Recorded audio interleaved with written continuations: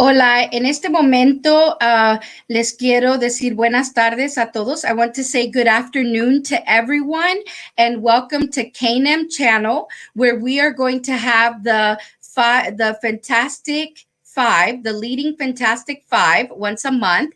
And this month we have five special guests from different states. We have South Carolina, Virginia, Texas, and we also have Illinois. Welcome to everybody. Our first guest, Tom Ledbetter. He is what we call a guru here in South Carolina. Tom Ledbetter, I am Vanessa Mota, President of the United States for CAINEM, and I want to welcome you, Tom.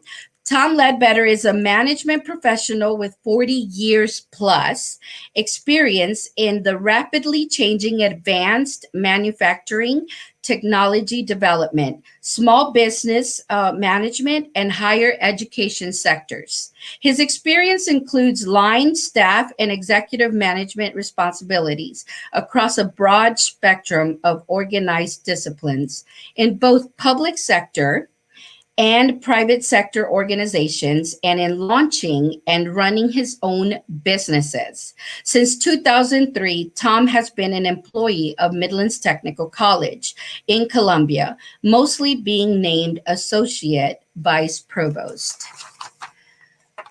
For entrepreneurship and educational support, Mr. Ledbetter also owns his own business, Next Phase Management LLC, established in 2002 as a small business consultant. This is Mr. Tom Ledbetter. I would like for you to tell us a little bit about your story, Tom. Tell us who you are and what you do. And, just tell us a little bit about you. Okay, well, good afternoon, everyone. It's an honor and a privilege to be here to speak this afternoon on this channel. I'm speaking with one of my favorite people, Vanessa Mota. She and I have worked a lot together, and I'm looking forward to a future of continued work with Vanessa and her organizations. I am currently with Midlands Technical College, which is in South Carolina. They're called technical colleges. In the rest of the country, they're called community colleges. All right, we are a full service 2-year college here in the state. Primary responsibility, in just a few words, is to prepare the next generation of folks for work. And that next generation is whatever generation you happen to be in. So we have students from 15 years old to 95 years old. In fact, I had a student in my entrepreneur class last semester who celebrated her 95th birthday while she was in class. Wow. And she's in my class again this spring, which starts in a couple of weeks. For the college, I am responsible for working with students, faculty, staff, and the communities we serve here in the Midlands of South Carolina, for folks that are like to start a business or sustain an existing business. So I am constantly interviewing people, and they're interviewing me about how to get started, what to think about, how to move forward. And for an existing business, particularly in the last 12 to 14 months, is how do I pivot in the marketplace in response to the rapid changes that the COVID experience has brought to everybody in its business. So it's been very interesting. It's been a lot of fun, and I'm dealing with companies that are anywhere from, pardon the expression, little mom and pop, little startups. Mostly are lifestyle businesses or service businesses. But I've got a couple of folks out there that are running companies today that are fledgling, that have their hands around some very interesting technology that could, with the right opportunity, be very, very beneficial to their targeted markets and very beneficial to the local economy here. Because as I look at it right now, the job that we're involved in, Vanessa, is we're economic developers, all right? But instead of recruiting businesses from outside into our area, we're growing our economies from the inside out.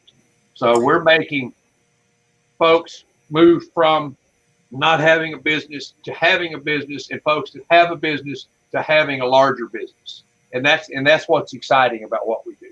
So it's all about growth, right? It's about growth. It's about growth, but it's also about sustainability, right? So in today's marketplace, you can't sit still. There's an old saying that, you know, if you're on the right tracks, if you stand still, you're still going to get run over by the train. All right. That is true. Yes. You've got to keep moving. Unfortunately, there are many businesses that move and move incorrectly. For instance, in 2019, the top 20 reasons that a business failed. The number 20 reason was they needed to pivot. They needed to respond to changes in the market, but they didn't do it. Okay, and so they failed. Their customers left. Their market left. Something happened. Number 13 was they pivoted and they did it incorrectly. They did a bad job of it. And there's a right way and a wrong way to steer your business. And interestingly enough, the number 2 reason was they ran out of money, which used to be always number 1. The reason that small business failed because they just run out of cash. But in 2019, with the onset and the speed of the internet and the speed of social media and the speed of the product development and everything that you can do, people were guilty of bringing a product to market for which there was no demand.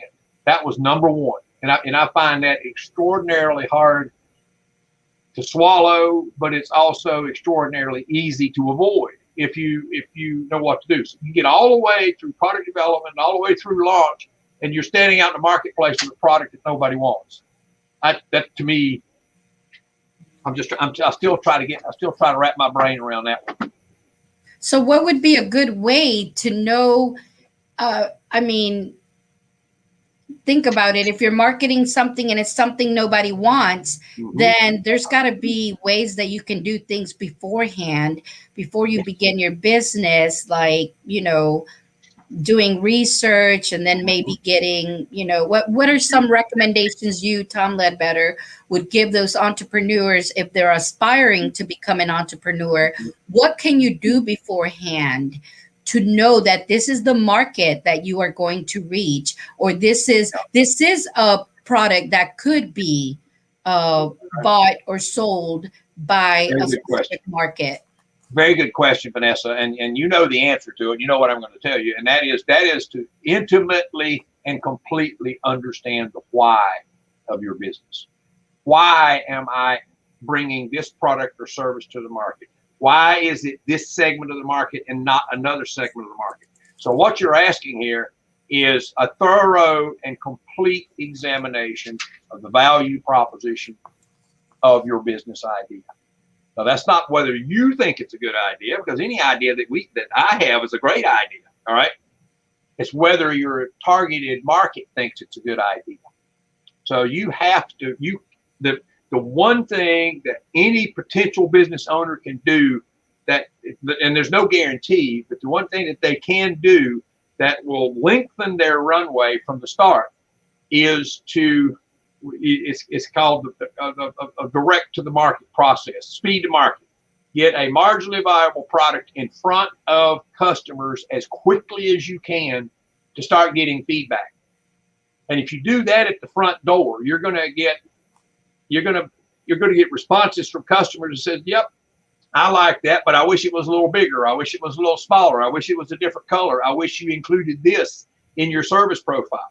And it's very good to know that before you commit major resources to what you're trying to do and find out that I assume that this is what the market wanted. You can't assume. I mean, it's your future. It's your money. You've got to know. So you've got to get intimately close to that targeted customer.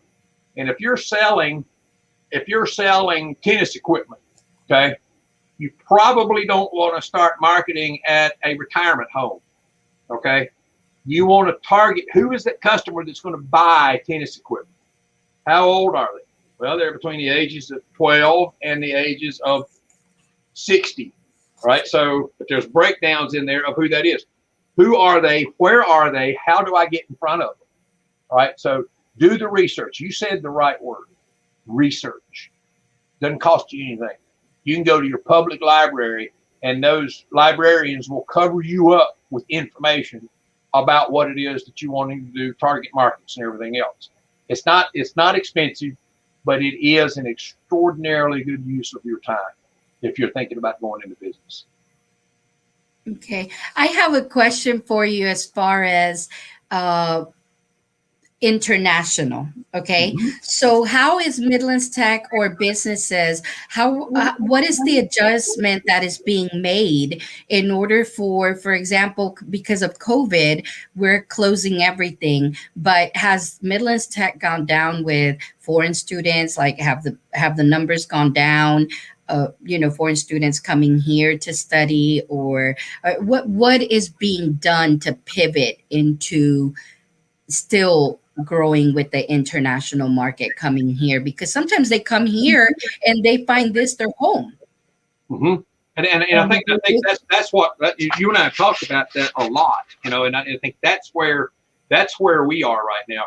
We're responding not internationally, so to speak, but we're responding to the growing presence of international, of expatriates here that are coming to this area to be here.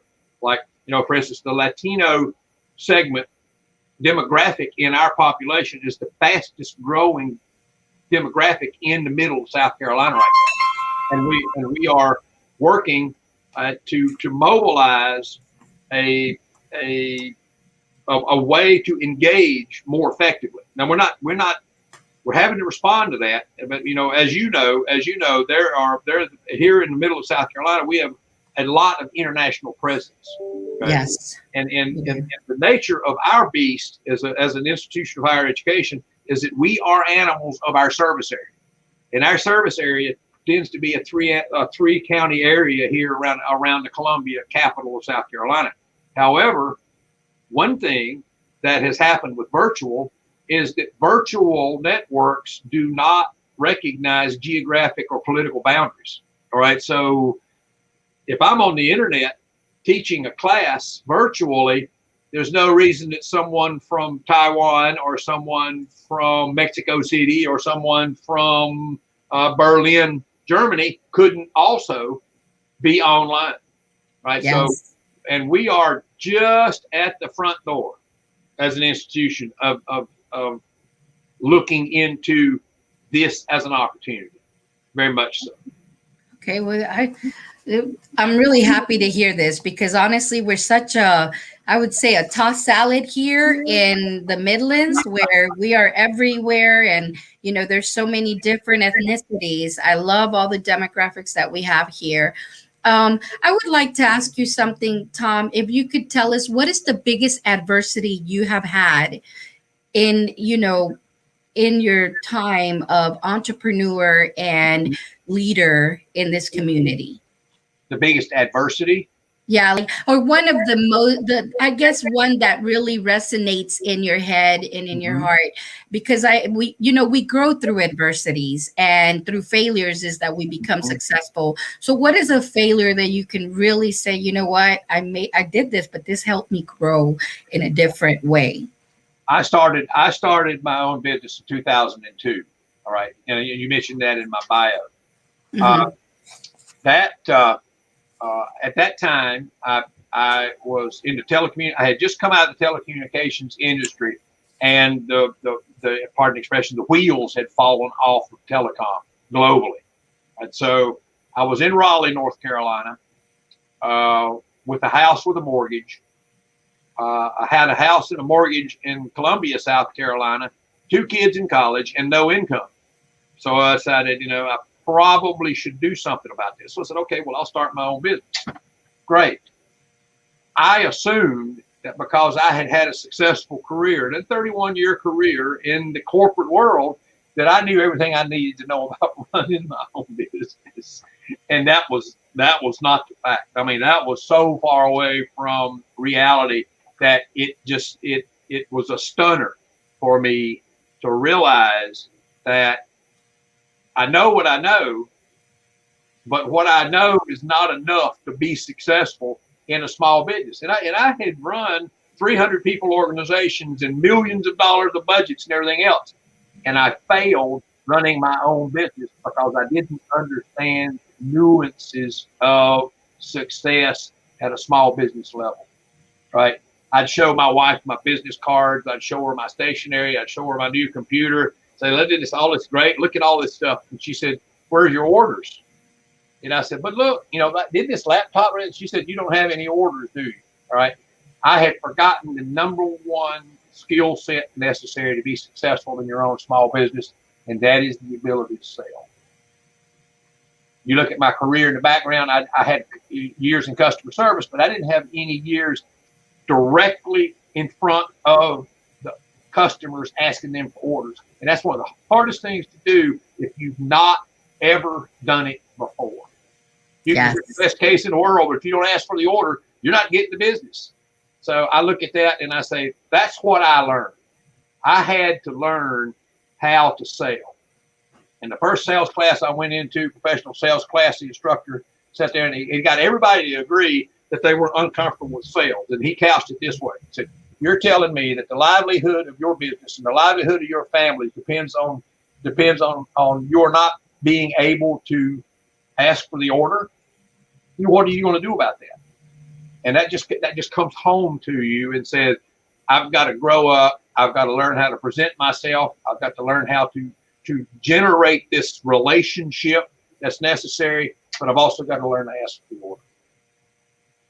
Yes. Wow. Thank you very much. As always, I'm in shock with everything you say. I love everything, your advice. Can you give us one message so that, thank you very much for everything, Tom, but I would love for you to leave us with a message from Tom Ledbetter on anything that you would like. My message would be, the race doesn't start in your business until you start spending money. So do everything that you need to do before you start spending your first dollar. Do your research. Do the analysis that you need to know where your customers are and who they are and how to get in front of them. Because once you start your business, once you say go, time is money. And you don't want to spend time doing something that's costing you when you could have done it before for free. All right. So if it's taking you away from your effort to sell after you start your business or your ability to supply, you're costing yourself money unnecessarily. So do your homework, because that tends to be free. Do that homework. Thank you very much, Tom. Thank you. Gracias, Tom. All right. Thank you. Gracias. Thank you. Have a great weekend. All right. Bye-bye. See you later. Thank Bye-bye. you. Okay. Thank you very much. This has been phenomenal information. Next, we have Judelka Jones, CEO of Borinquen Delights and more. Judelka was here with us in South Carolina, and I can tell you people love and miss her products because she moved on us to Texas. Judelka Jones is currently the CEO and president of Borinquen Delights and More, LLC. Mrs. Jones was born in San Juan, Puerto Rico, immigrated to the United States in 2009 with her two small boys. Before Mrs. Jones decided to create her business, she had a home daycare named Alba's Daycare. And she took care of over 100 kids from 2012 to 2016. She closed the daycare because her husband was in the military and it was time to move to South Carolina. Mrs. Jones tried different types of jobs, and after multiple experiences, she decided that creating her own business would be beneficial and would bring lots of happiness to her life. She was following her passion. She always wanted to be a boss, and with her characteristics of hardworking and determination, she believed that she would be a perfect candidate to spread her culture through her organization. In 2019, she decided to create Borinquen Delights and More LLC and make Caribbean pastries typically from her country. She decided to bring her Caribbean flavor to South Carolina. Why Borinquen Delights and More? Borinquen was the name of the island in 1400 by the in 1400 by the Taino Indians. Mrs. Jones has a very special connection with her culture and her people. She is always trying to spread her culture and help people understand what it means to be Puerto Rican, because at the end of the day, everybody should embrace their cultures. Spreading your history and your food with others is a very special thing that brings people together. But after after COVID started and everything was shut down, her business went down in sales and she decided to close it. She is now working in a charter school in San Antonio, Texas, and she is thinking when all of this gets under control, maybe Borinquen Delights can be reborn and come back. So today we have Judelka Jones, and she's going to tell us her story, who she is, and how she has come, this far. And again, she's in Texas. Thank you, Judelka.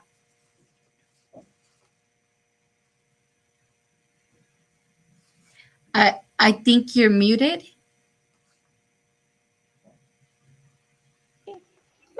Okay.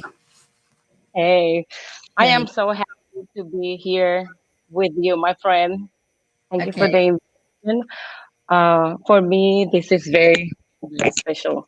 When I decided to open Borinquen Delight, it was like try to practice at home with my kiddos, having fun, bringing them our tradition to the table, enjoying and inviting my neighbors, my friends to try new treats. And I was like, well, I really love this. I think that I can bring happiness to the people. And I decided to create Borinquen Delights. It was hard. I cannot lie about that because I coming from a daycare background first. Learn all these new laws, how to go to the IRS, everything little step to open a business here in the United States. Then it's not my country, and didn't born here. My first language is Spanish, no English. All that little difficulties to grow as a person, as a businesswoman, was a little hard. Um, but thanks to the help of people like you, Vanessa, people like Tom that I took his class to, really helped me to figure it out and find my line, how to create a better product, a better business, how to present myself better as an entrepreneur. Um, for me, it was great. Uh, COVID changed everything in my case, um, because I get service, and being a virus who so silent and you never know what's going on can stop the fruit process, and people really put their trust to really try again, open their home to people like me who have a home business. It's I would really say your hard. your business was booming though, Judelka, because the city of Columbia, several people had asked you to make stuff for them already. So you had several partners in the city and places that wanted you to continue at schools. I remember at the museum. So your pastries were very delicious, and I love how you put in the culture with it. That is very important because you said something that building a business not being from the United States. Can you give an advice for internationals that would love to open a business here? How, in a way, it may seem a little difficult, but I lived in China before, and I can tell you it was so difficult to open a business in China. I feel that the U.S. Does and especially here in South Carolina and some states, they do. How can I explain? They help internationals, or they're a little bit more open to internationals opening businesses here, and they have easier guidelines. Can you tell us a little bit about that part of your business? I've been in that situation to help immigrants and people who coming from different countries who really don't speak the language, who really, or maybe they relocating to another state and they don't know because the law can change a little bit. Found people like you, Vanessa, who really knows and connect all the government about talking about business, about international, how to open doors. That thing that I think is very important to find somebody who really can help you to grow and give you the best information. Because when you start, maybe because we don't know too much, we start opening stuff and creating, like with the IRS number, try to find a lawyer who can really help you to do every step by the law, and don't make some errors can maybe later can be very hard for your business. Did you have anything like that happen to you, that maybe because you didn't get a professional and at one point you tried to do something by yourself at the beginning? Did something like that happen to you where, oh, now I have to pay this much money because I didn't do this way? Can you tell us a little bit about it? Thank God I didn't need to pay extra in a big amount. But in South Carolina, what happened to me, I didn't have the Colombia license, and they charged me for the whole year that I was open legally, but I didn't pay the tax and that part. And that is one of the mistakes. If you don't find somebody who can really guide you, can make errors like that what I made.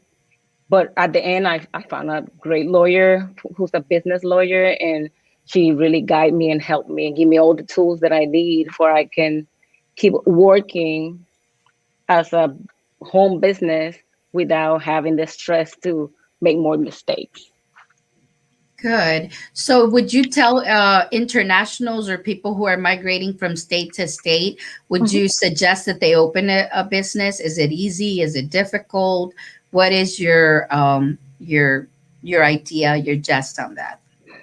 I think if you already have a business before, I think the transition can be a little bit smooth because you know a lot about laws and you just need to have the little details from that specific state. But when it's that immigrant who coming from a different country that never did a business in United States, we need to find somebody to really guide us and help us with this transition. Okay, thank you. Now, can you tell us a failure that you had that really resonates in you, something that you failed at that turned into a blessing? For me, I think I was given my heart. I was sometimes never sleeping at all because I want to present a great product. I give a lot of free samples to a lot of business just to try to put my name out. In money wise, I spend a lot of money, but I make great friends, and then it opens doors for me at the end of the road. I think that was something. So you just reconfirmed a book that I'm reading right now.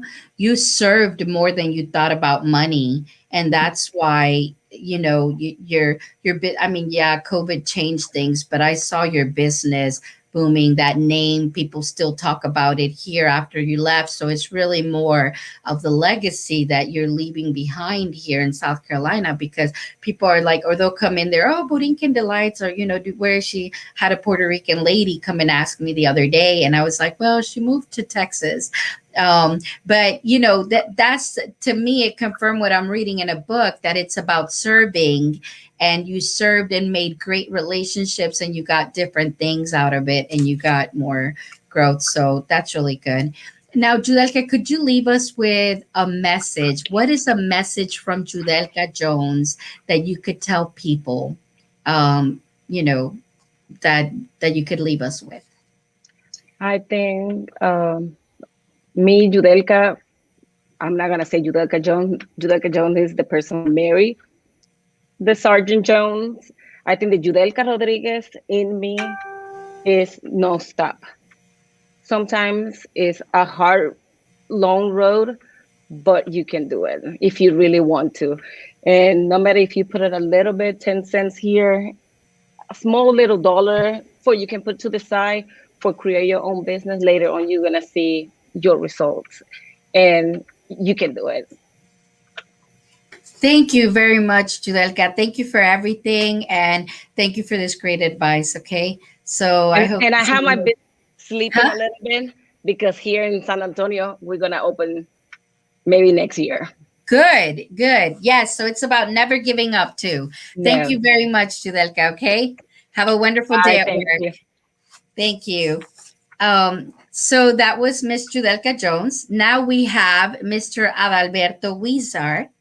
And again, this is Vanessa Mota, president of CAINEM. And today we are interviewing these leading fantastic five, highlighting who they are, what they do. And I hope that through their messages, you are learning and you are uh, taking some, observing some things in. So, Alberto Weezer was born in Mexico and raised in Chicago. He began his dream with the end in mind. He had a clear vision of his desire, which was to be a very successful entrepreneur. After 17 years of persistence, dedication, and hard work, he is a proud owner of Mex Arge Insurance Agency. Currently, he is semi retired and his business is now a family owned business. He learned at a very young age that in order to move up in corporate America, it was not what you know, but who you know. In his heart, he had the deep desire of being his own boss and owner and of his destiny. Early in his high school years, he was a part of a music band and realized that he could earn a living doing what he truly loved. That is when his dream began. He has been in the insurance industry over 35 years. It all began with a summer job that led into a very successful career.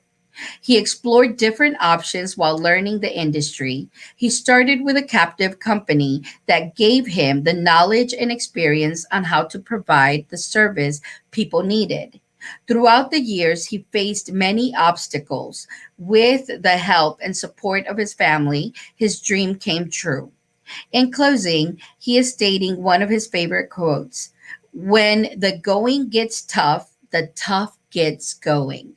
So, this is Adalberto Weezer, and he is with us today.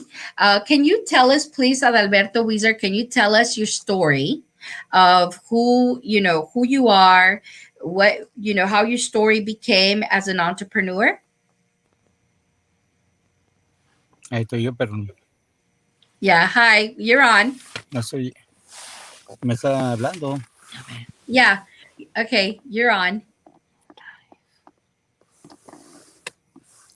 Adalberto, you are on now. If you can tell us your story, please. Ahí te están viendo a ti.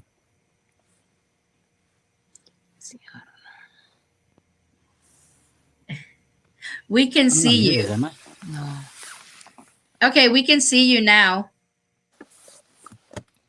We can see, yeah, we can see you. Can you hear us? Can you hear us?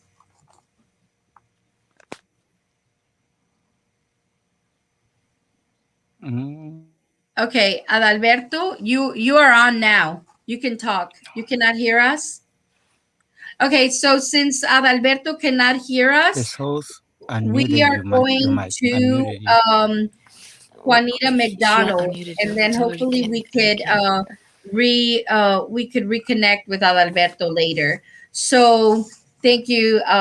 So at this moment, we are going to have Juanita McDonald, and Juanita McDonald is the executive director for Rediscover Me Woman Initiative. She holds an honorary doctorate degree in humanitarian arts, a master's degree in change leadership, and minor in human behavior. registered as a victim service provider for the state of South Carolina, and certified as a Girls Circle facilitator through the Department of Social Services. Juanita created Rediscover Me after going through a period of personal loss and reestablishment. During the time that she began to accomplish her own personal goals, she quickly realized the extent that women lose their identity by conforming to titles placed upon them by others or situations which hinder her from fully developing. Therefore, our services center on domestic violence, trauma, and mental health advocate of a woman. While creating the company's educational plan during its first year, Juanita worked with a test market of 16 women from different oppressed communities for 4 weeks, 2 groups, which resulted in 4 women, 36% making personal life changes. One received her GED, one started a nonprofit ministry, Walking in Praise and Purpose, for battered and abused women. Another pursued counseling and opened a daycare center. And the 4th one got a new job, apartment, and purchased her first new car. We encourage you to connect with us through all the social media sites, okay? So this is Juanita McDonald here today. And Juanita, can you please tell us a little bit about your story, who you are? Well, first, thank you so much, Vanessa, for inviting me and the Rediscover Me Women Initiative to join you on this platform. As you know, and as you shared, I'm Dr. Juanita Britt McDonald, founder and executive director of the Rediscover Me Women Initiative. And this came by accident. There's no other way to say it. It came by accident after several different formats. But the thing about it was the draw. And I heard Tom Ledbetter share, who I actually am a student up under at the time I was at Midlands Tech. And he shared how understanding what your market is and what is the need of the people that you are going to serve. And so the need for me and what forced me out of that place and into this platform was the pull that I was receiving from women in college. There were so many diverse women who were coming to me after hearing my story. And they were asking me, how did I go about this? What does it mean to rediscover yourself? And I'm not talking about young college students. I'm talking about women that are my age, that were in their 40s, women in their 30s, women in their 50s and 60s. And all of us was at that crossroad of trying to figure it out, that crossroad of losing our identity, that crossroad of going through abuse, trauma, and mental health. And so we were just trying to get it right. And so that was the beginning. I created a plan, a business plan around it because I was in the entrepreneurial program at Midland Technical College. I then went on to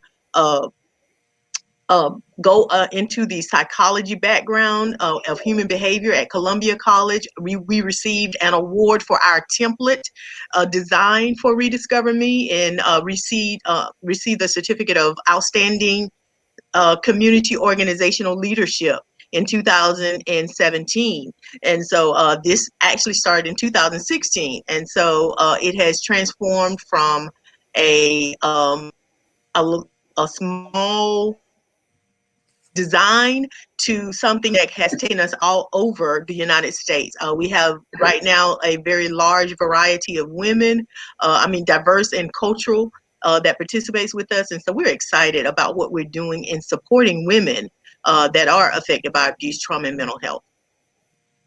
Okay, great. So is it a nonprofit or it's a business? The Rediscover Me Women Initiative is a nonprofit as of January of 2020, right before the pandemic. We became a nonprofit business. Okay. So, and that's one thing. I love what you said, a nonprofit business, because a nonprofit is a business too, you know? It is. It absolutely is. It's a business. It has all the startups, and I'm glad that, can you tell us a little bit about that? Because as you just said, nonprofit business, I see that many do not differentiate between both. They think that a nonprofit is one thing and a business is another thing. In reality, they're both a business because they have. Can you tell us a little bit more about it? Absolutely. When you, no matter which definition you apply, the structure is the same.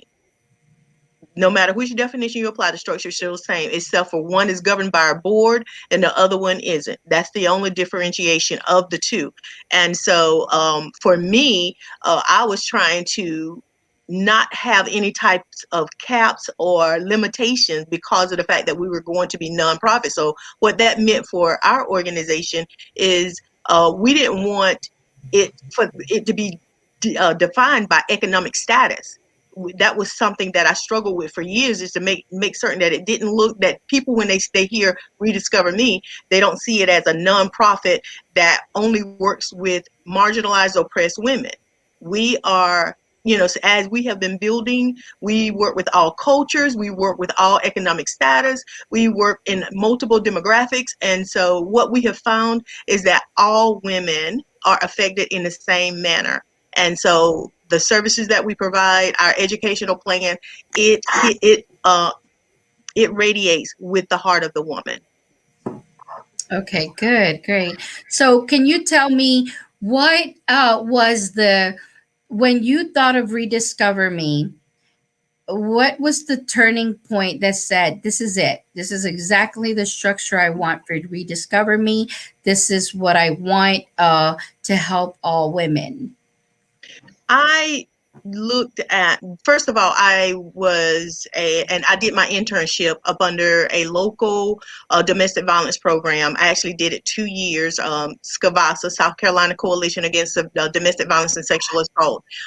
So when I did my intern up under them, I began to look at the framework of what they provided, the services. And so for our organization, I wanted to go a little bit deeper. I wanted to go a little bit deeper. I actually took a scope into the fact that when trauma affects an individual, it is never one and done.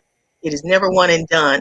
The trauma is continuous. And so our aim is, how do we support that? Our sister, when you hear me use the word sister and beautiful, and when I'm talking about the ladies, but our aim was, how do we support our sister continuously? How do we support her continuously? And so that's the differentiation for our organization. How do we do that? And then the other part of it was, how do we enact change for that particular woman? And for us, change cannot happen until we start with the mind. And so that was our framework that we built upon, and made certain that every service that we provide is that those areas are touched immediately. And that way that person sees herself, and we are able to support her as she creates the plan of action that will help her in moving forward and getting the healing that she needs. Okay, great. Can you tell us what is one failure that has turned into a blessing for you throughout this whole transition of your nonprofit business? Oh, there's so many. The one that really resonates in there. So the biggest one was discovering that my voice is powerful. There are people that depend on me. And for one thing, I'm so used to working behind the scenes and supporting others and helping them to build themselves up. I never wanted to be on the front line. I never wanted to push and promote and do all of that, but it all comes in. You have to be, when you're starting a business, when you're trying to get those services out, you are the face of that business. You are the person. So therefore, your face is out there. Your standards are out there.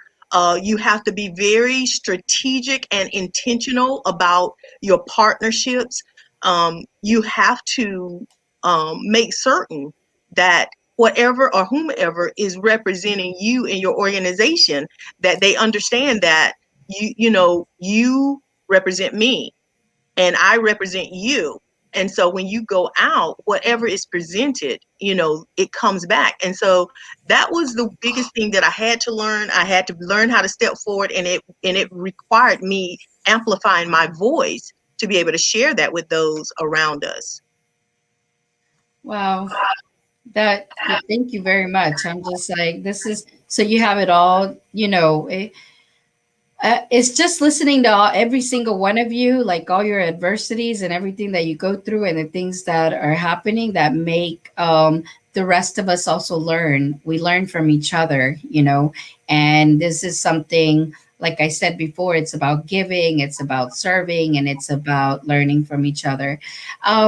Thank you, Dr. Juanita, for this wonderful message that, like this wonderful interview. Can you leave us with a message from you on something that could help us and we can take with us after today's interview? Absolutely, Vanessa. Thank you so much for the opportunity. I want to share that. But the biggest thing that I want to leave with everyone that is watching or listening to us is that everything that you need is already on the inside of you. Everything that you need is already on the inside of you. And it requires you to be able to do the work in order to pull it out. And sometimes igniting that fire will require support. And so Rediscover Me is that organization that support women and teen girls in rediscovering the me that she strives to be. Thank you so much. Thank you very much, Dr. Juanita. Thank you. Hope to see you later. Okay, ahora, thank you very much, everybody. That was Dr. Juanita. Next, we are going to have Alberto Weezer. We're going to attempt it one more time. Again, this is Vanessa Mota, President for the United States for CAINEM.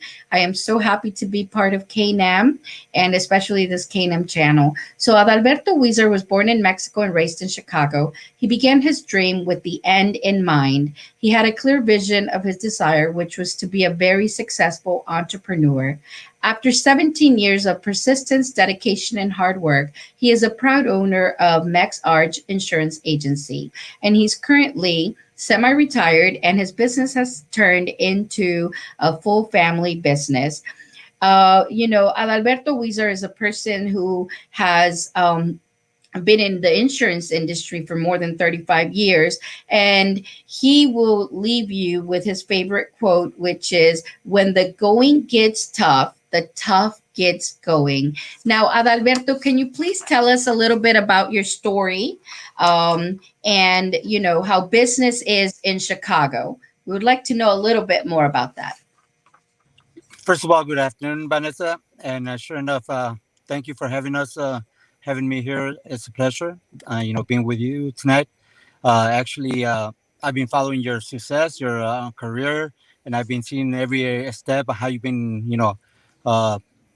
stepping up in your positions, and I'm very proud of you. I'm not Thank sure if you. I should mention, but being part of a family, is actually something that you look to show the rest of our family.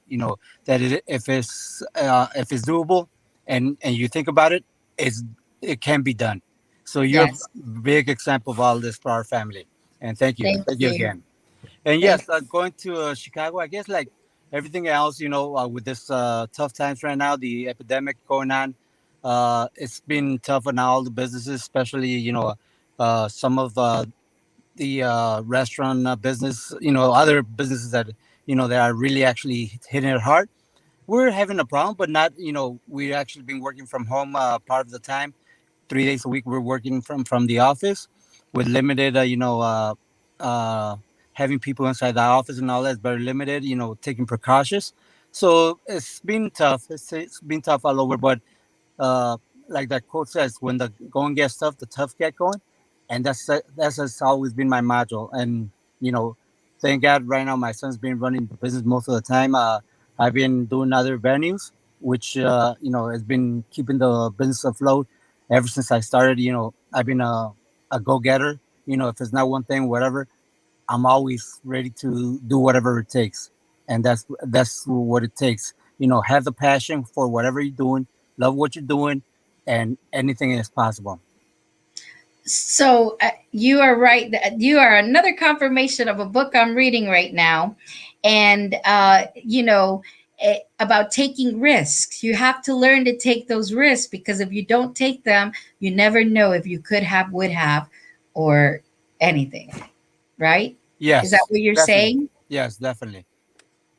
Okay. Can you tell us about what made you begin your business in Chicago when there are so many other people that have the same business? See, we live here in South Carolina, and you see one, let's say if you have a restaurant, then there's another restaurant of the same thing, but not very close by. But in Chicago, sometimes you can have three insurance companies on the same block. How do you, what is your motto for that? How do you, promote or market when you guys are marketing to the same people? That's a good point, Vanessa. And one of the things is you probably know this is selling yourself, your service. You cannot, actually sell something that you're not willing to do. So what I've been doing, since I started working in the business school, dealing with people, I noticed that there's people looking for help, and especially in our market, the Latinos, Hispanic market, a lot of people are looking for somebody to be helped and not being taken advantage. So what I learned was that by you, giving good service, people are going to follow you, they're going to refer you, and that's the only way your business is going to grow. What happened, like you mentioned, there's a lot of businesses in Chicago. In our local community alone, I could count maybe 5, 6, 7 insurance agencies. But one of the things is that people come back because of the service that you give. Yes, so true. So true. So you are more about the service, serving first, and then the money will follow. Yes. If you have the passion to help people, eventually you help somebody, you're helping yourself at the same time. Good. Can you tell me one failure that resonates in everything that you've been doing in your story that could help others grow or could help others learn from it? Yes, actually, I had a few of them, but one of the main ones was when I started my business. I started as a partnership with a good buddy of mine, and that was one of my, I would say, my big failures. Not being prepared, now thinking that we were both going to be there forever. So actually, part of his family were working in the insurance agency. Part of my family were working there, and one day in 2009, he passes away.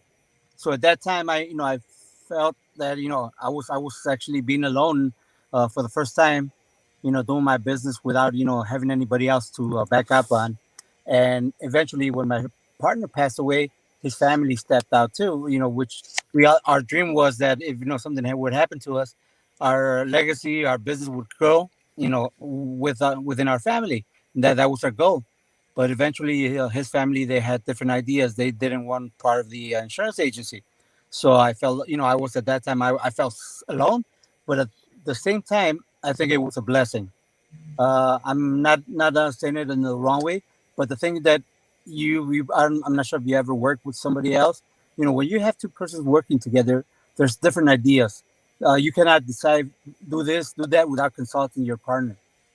Okay. Yes. And one of the things was that sometimes we would not agree on certain things, so we had to go a different route, or take it to a vote or whatever. But it was difficult. When that happened, I found myself, I got to do this. This is going to work, and I just did it. I didn't even had to discuss it with anybody else. I did brought it up to my wife if I had some doubts or whatever, but always had her support. So I knew that if it went good or bad, I had her support. And thank God, that's when actually I saw my business bloom, when I was able to do things without consulting anybody else. So, what I am hearing from you is that when you partner up with people, there's a difference between having silent investors and having collaborators and certain partners. But when you partner with someone, you're not able to take risks because Exactly. everything has to go through a vote. And the way we're living now, and especially after this pandemic, it's about taking risks and it's about being disruptive. So, Wow, that's really Yes. nice. I So really anybody, hope people resonated with that. yeah, anybody who's thinking about opening a business and trying to, partnership with somebody else, just have that in mind. Yeah, the gains and the losses are split, 50-50. But the same at the same time, if you want to take a risk and the other person is more conservative, it's hard. It's really, really hard to go ahead without, moving on without, certain obstacles. And it goes back to what Tom said, do your research first before you Yes. partner with someone, because if you're both so different, then you're going to be clashing. So that's true. I would also like for you to give us a message. Thank you very much for your story, and thank you for everything and for being here today. Can you leave us with a message that we could take with us and learn from it as a takeaway? There's something that I wanted to add, and this is going to be part of my message. Is we're coming from immigrant parents, and just like even my people living here in the United States, we're all uh, taught to get a good education, get some good grades, to get a good job, to get a good pension, and that's good. But if you're willing and you're passionate about something, there's nothing better than going on your own, being an entrepreneur. Yeah, it has its risks, but it also has its rewards.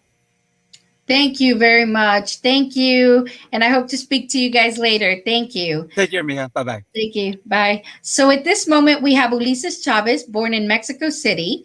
And Mexico, he moved to the US back in 2001, lived in South Carolina ever since. He is the CEO of Anglo Latino Promotions, LLC, a multicultural event planner and producer, marketing director for the Columbia International Festival, marketing and public relations manager for Mota Enterprises, marketing and public relations manager for South Carolina Latina and International Project, freelance writer in both Spanish and English, father of two wonderful girls, married to a smart and classy woman, proud of his roots, and having the privilege to connect people from all sorts of races and beliefs through music and cultural events, creator of the Herencia Hispana Festival. In Columbia, South Carolina, and creator of the South Carolina Hispanic Heritage Gala. As well, Oli says you have worked with the State Museum, with the fair, you have worked with the Fireflies. You have worked with many big corporations and organizations. Can you tell us about your story? What made you begin something that was going to cross link the Anglo cultural and festivities, English speaking, and the Latino festivities? Can you tell us a little bit more about that? Hola, ¿qué tal? Buenas tardes, un poquito en español. Thank you, Vanessa, for having me. Thank you a la familia CAINEM de aquí de Estados Unidos. Thank you very much, guys. Yeah, as you mentioned, I have the privilege of, I will say, evolve. Let me start from the beginning. Anglo Latino Promotions used to be a different type of company. I remember back in 2011, we started off, we kicked it off with being in the club scene, nightlife events, more college oriented, if you will. But I think throughout the years, I guess the older you get, the wiser, and then you get married, and of course everything changes. But ever since I was in Mexico City, where I'm from, I've always loved music. Music is one of my passions, dancing, events, and I turned this passion into a career and into a business. Again, we started back in July 2011, and we've been evolving. And I want to rephrase that because now with the pandemic, you were talking about the pandemic with all these wonderful people. I guess we transform ourselves throughout the years. We have, like you mentioned, we work with the Columbia Fireflies, creating events, creating all sorts there's a different, it's a different way that Anglo Latino offers for people to enjoy themselves and be who they are under one roof, under an event, through music, through culture. I'm a person that I don't like to talk about politics. I'm friends with everybody. I like being friends with everybody, and that those are the Anglo Latino Promotions values. Like you say, cross linking. with each Yeah. other. Whether you're black, white, brown, yellow, purple, it doesn't really matter. To me, if we can coexist in one place, even for 60 minutes, and that place involves music and involves your food, your Hispanic food, your African food, your dances, whatever it is, a festival. To me, that's, I mean, seeing the smiles on people's faces, enjoying it, and learning from other cultures, to me, that's priceless, and that's what Anglo Latino is right now. Great. Okay, Ulysses, with that said, can you tell us what is one event that you felt fulfilled that 60 minutes of unity between so many adverse cultures? Well, again, we have had the opportunity to work One that with you have made yourself, excuse me. One you have made, not one that you have partnered with. One that you oh, have, like it was your event, you know. Hello? we had to collaborate with can you guys can you hear me? Yes. Okay, sorry, I lost you there for a second. But anyways, we have had the opportunity to create partnerships, and one of the partnership is with the South Carolina State Museum, and they allow Anglo Latino promotions to develop el Festival o Celebración de la Herencia Hispana.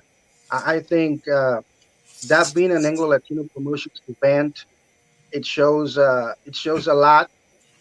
Uh, Number one, because of the place that we have it every year, which is a state museum, you know, and that shows the cross linking, that shows communities working together. You will see people from all sorts, Asians, African Americans, of course, Latinos, Hispanos. You will see Caucasians, all of them enjoying our Hispanic culture. To me, that's the one. That's my baby. That's my baby. So, and it's been 4 wonderful years. Obviously, during this pandemic, we like any other business, we had to shut down a lot of festivals, a lot of the things we do, a lot of the event plannings that we do out there for obvious reasons. Of course, you have to reinvent yourself. You have to pivot. I've been hearing that word throughout this whole pandemic, and there's a lot of virtual things, and now there's like virtual festivals. We created a virtual festival for Celebración de la Herencia Hispana, but it doesn't feel the same. You know, I mean, we are, you know, adapting ourselves to the digital era where you can have these virtual festivals, have dancers and performers and cultural ambassadors come into a studio, record, and then you just put it out there. I mean, it is good, Wow, that's but so. at the same time, it just, to me, it just doesn't feel the same, you know. Yeah, you're right. That is so great, Ulysses. Thank you. I wanted to ask you a question. What is one failure that you consider a blessing? A failure that I consider, I think, as an entrepreneur and as a small business owner, myself, and your business owner yourself, and all the other people that have talked in this morning. Uh, as an entrepreneur, you fail a lot of times, but I one specifically with me is, it was at first, I think it was the thinking of, okay, I have this new idea, this new concept, nobody else has it. First of all, I think being selfish and being ignorant about success doesn't come in a blink of an eye, o sea, así rápido. El éxito no te llega instantáneo. So I think I have evolucionado throughout the years to become a stronger person when it comes to, in different aspects, just how to deal with customers, how to negotiate better terms for the contracts, and all of these things. So it's not just about having a good and disruptive idea, it's what's behind it. So I think that was my biggest failure on day one, thinking that I was going to be successful just because I was doing something different. Yes, we can all have good ideas, we can all have good projects, but it takes time. Business owners, entrepreneurs that are just starting a business, especially with all this unemployment going around, there's a lot of people that are looking for ways, finding ways, selling things, So what things together, what I am hearing from you is that through failures you become successful, and it takes hard work It does. to make this successful. Great. I want to say thank you very much, Ulysses. I would like for you to leave us with a message, something that we can take with us. If you could please do that.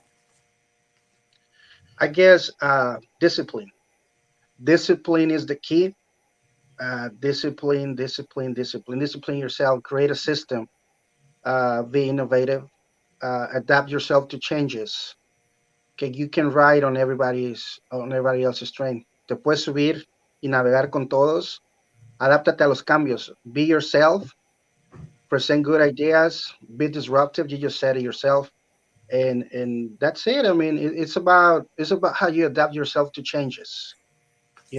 Changes will make you always stronger and better. You can always take notes and learn from them, and just continue doing what you're doing, because nobody else will do it the same way you do it, whatever it is. Thank you very much, Ulysses. Thank you for everything. I hope that we can see each other later. And just thank you for coming in today. I want to say thank you to CAINEM. Thank you as the president for the United States in CAINEM. I am so happy to be part of the CAINEM family. And I do want to say that today was a fabulous interview with these leading fantastic five. Again, thank you very much. And I hope you have a wonderful week. And see you next month with the next 5 leading fantastic 5. Okay, those leading fantastic 5 are coming again next month. This is a monthly show. Thank you again from the CAINEM, United States CAINEM family.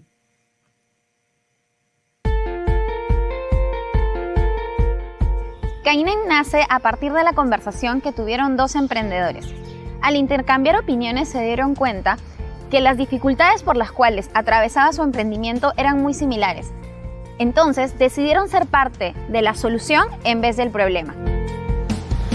CAINEM nace con la finalidad de generar espacios y oportunidades de consejería, empoderamiento y servicios especializados para los emprendedores. Nuestra visión en CAINEM es ser referente en temas de emprendimiento y negocios a nivel mundial. Brindamos espacios de desarrollo y crecimiento para los emprendedores mediante servicios especializados tales como conferencias, seminarios, talleres, misiones comerciales, entre otros. Todo esto te permitirá desarrollar tu negocio y poder cumplir con tus objetivos. En CAINEM buscamos educar a las personas y enseñarles la importancia de la planificación, la gestión empresarial y la toma de decisiones para que así encuentren el éxito en su camino empresarial. En CAINEM creemos que los emprendedores podemos hacer un mundo mejor, más humano y socialmente activo.